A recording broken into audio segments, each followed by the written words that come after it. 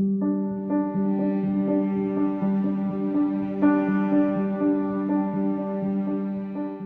very happy to talk with you, and I just want to tell you what I hope you know and feel. Our nation, our planet is so thankful to you for your years of dedicated service, certainly to our country, and to your dedication to such excellence. And welcome home, welcome home. How you doing? I'm doing really well. Thanks for those kind words, and it definitely felt like a privilege to get the opportunity to be up in space for that long. So thanks to the country for making that a possibility. Tell me, I am the proud head of our nation's Space Council, and so I am particularly excited to speak with you, and so soon after your return, after 355 days in space.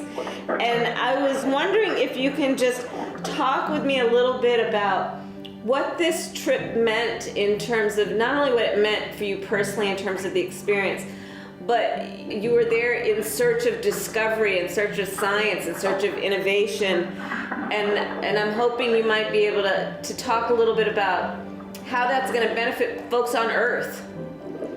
Oh, absolutely. I can tell you that there was one experiment called celestial immunity that dealt with cells donated by young people as well as older folks that we were able to inoculate and see how the immune systems react. We're hoping that the National Laboratory of the Space Station helps us better understand immune systems because of that. We've got potential to learn about better understand combustion because it behaves differently in space, and that potentially will help us have systems on the ground that work providing or using energy but with less pollution.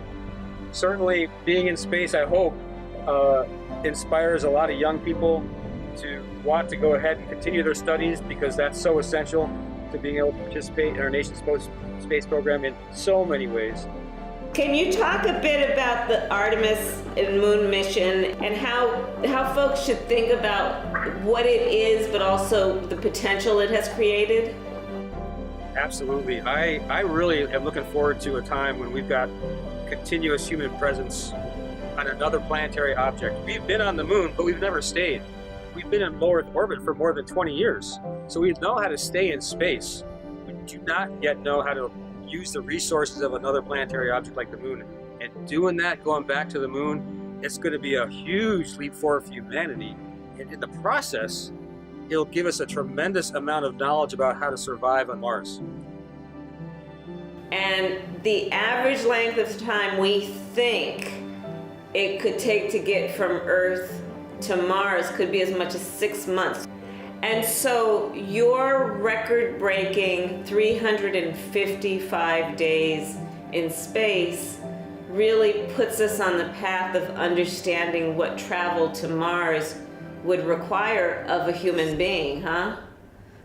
Absolutely, and I think the flight to Mars and back, I suspect, will be even longer than that. So my hope is that the record that the team achieved with my flight is something that gets broken pretty quickly as we get better and better understanding of how to keep a human being healthy and able to function when they get someplace else.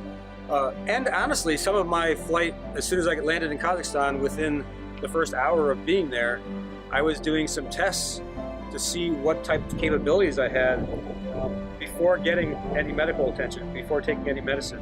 So we're trying to understand what we can expect of people, because when they get to Mars, they're not going to have a medical staff waiting for them.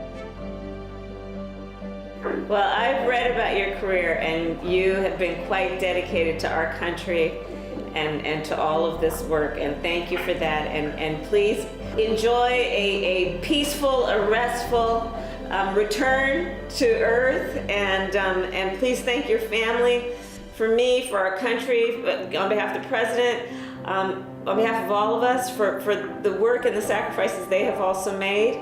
But we couldn't be more proud, and so welcome home, and thank you again. Thank you very, very much. Take care. Bye-bye. Oh, what a great guy.